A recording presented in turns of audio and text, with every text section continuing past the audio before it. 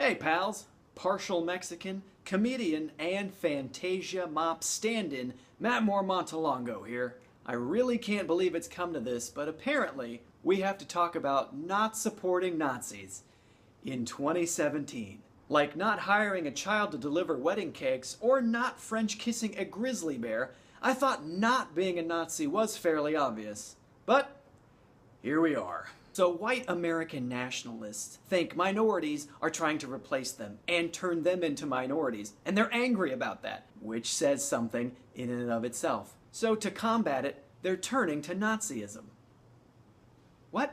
Man, you guys should be less upset with minorities and more upset with your high school history teachers for not explaining this, because being an American Nazi makes no sense. So allow me to help you think through this, since you obviously haven't. Less than 80 years ago, Nazis were America's mortal enemy. Your grandparents and great-grandparents hated these guys. They hated them more than they hate loud music, swearing, or that time you showed up with a lip ring.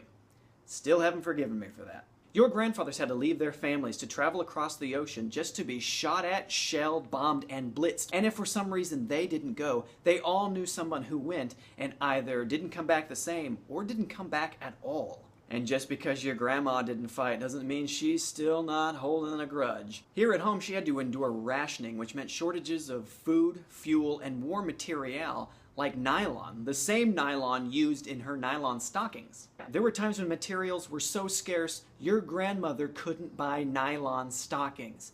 Yeah, she's still holding a grudge. Now do you see why she always bought you socks for your birthday?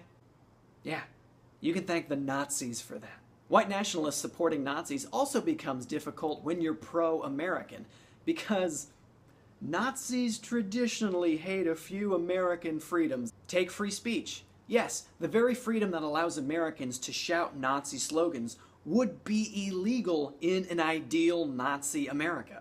This logic is so ironic, Alanis Morissette would have cut it for being too on the nose. Like rain on your wedding day, that's good. Free ride when you've already paid, that works.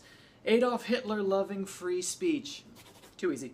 What else? And if you're an American Nazi who hates big government, boy, have I got some bad news for you. Nazis love big government. State control over civilian life drives them wild. Nazis love big government so much they'd probably make a joke about marrying it if they weren't so afraid of being arrested by the Gestapo for making a joke about the government.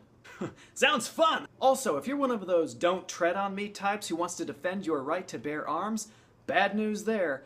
Nazis don't believe in private citizens owning firearms. Wait a minute, guys. Big government, domestic threat, wants to take your guns away? These are the guys that are trying to tread on you. They're the reason that snake is freaking out. In the end, you can't call yourself an American and support Nazis. Embracing the dark forces of your enemies to somehow bring about good never works. I mean, it's literally the origin story of Darth Vader. Just a sad old man who died alone. Huh, just like this guy.